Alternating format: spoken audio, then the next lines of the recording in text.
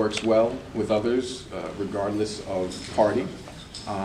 And, you know, on the county legislature, where although the Democrats currently have the majority, I think that there's always room for bipartisanship on an issue, specifically if it's an important issue that requires one to make the decision based on the merits and not necessarily along party lines. And I think that that's a good governance policy. I think that even though we're in a situation where it might not always be necessary, it's always good to listen to and have input from the other side, and to try to come to the best decision possible for all parties involved.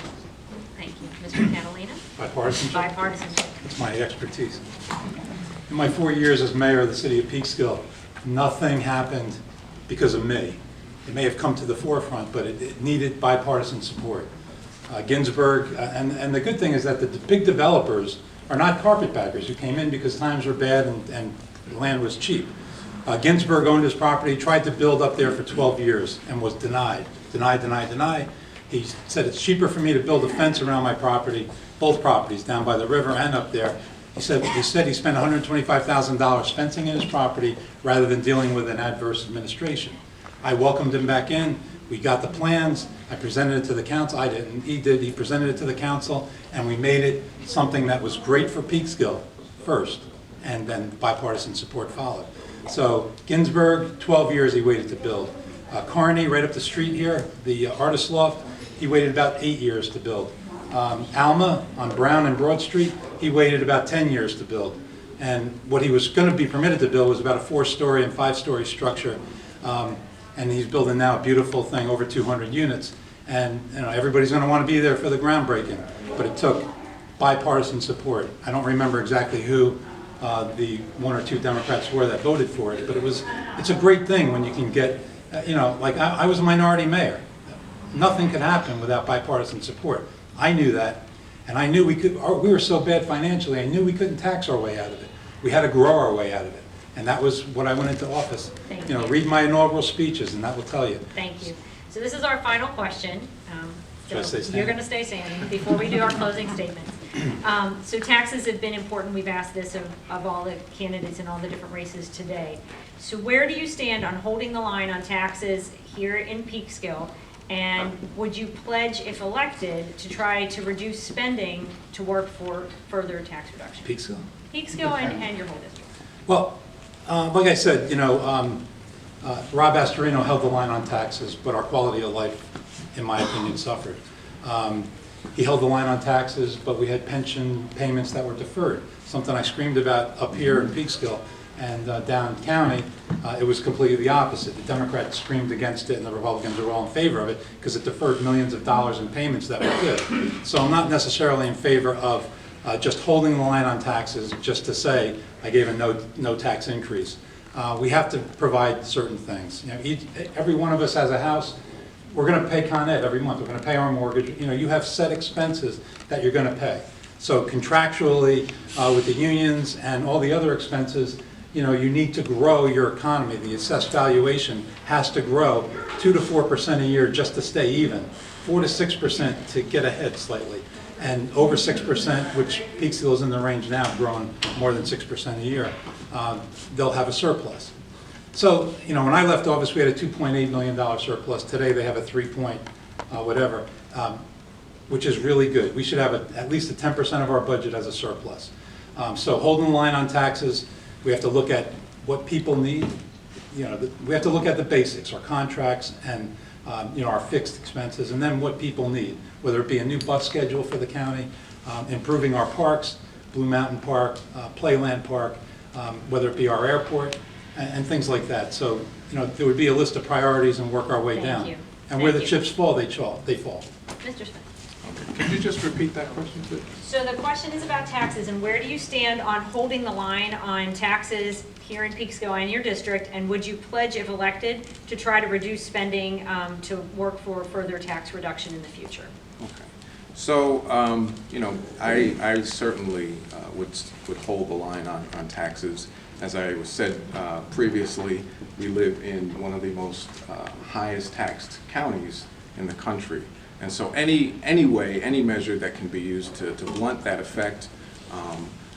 Reducing taxes is maybe a bit of a different question and maybe not realistic in today's climate, but certainly holding the line on taxes to keep our tax increases below the state mandated cap, pledging to look for ways to reduce expenditures where we can without sacrificing the essential services and the important services that the county provides.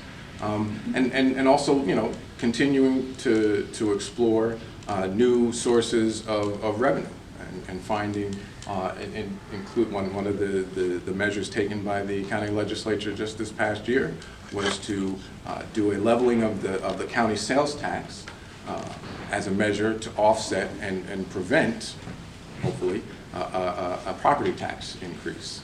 And so there's trying to find creative ways of offsetting some of these expenditures and to hold the line on the tax increases, at least as far as going over the cap is concerned, is absolutely something that I've always supported in the past and will continue to.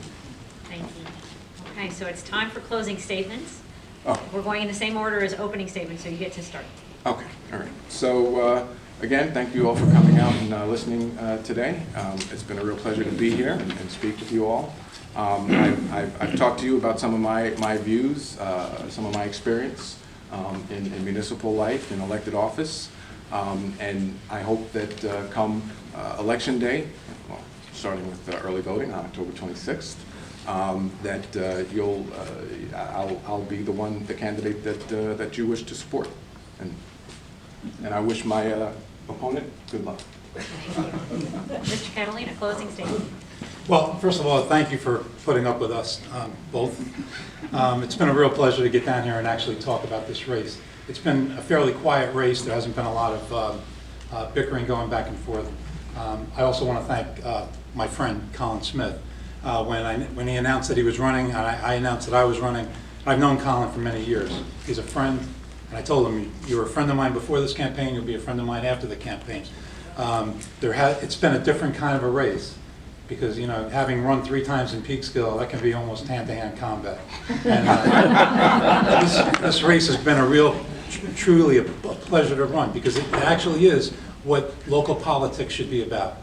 Neighbors and friends getting up and explaining the differences of their views and their opinions and working with each other. But he's not a bum, I'm not a bum. He doesn't want to give you dirty water, and I don't want to give you terrible air. We've discussed the issues, and I think people can draw their own conclusions. The only difference I would say with me is that Peekskill, if you think back 4 or 6 years ago, where Peekskill was, I have a solid record of absolute concrete accomplishments, whether it be bringing development into Peekskill, whether it bringing sanity back to City Hall. We don't time people anymore. I mean, they may be timed, but we don't enforce the time limits.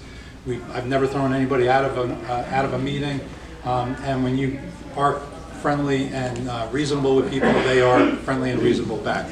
So it's been a real pleasure to run this race. And Thank you. Thank you.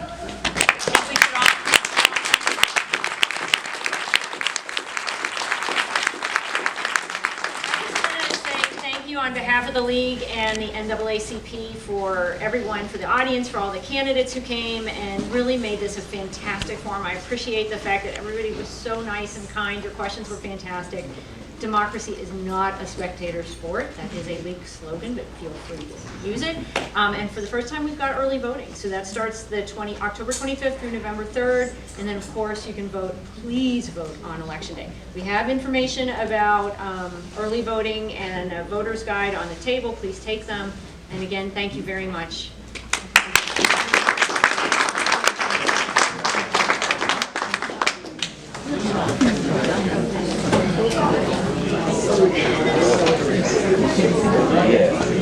Okay, now we have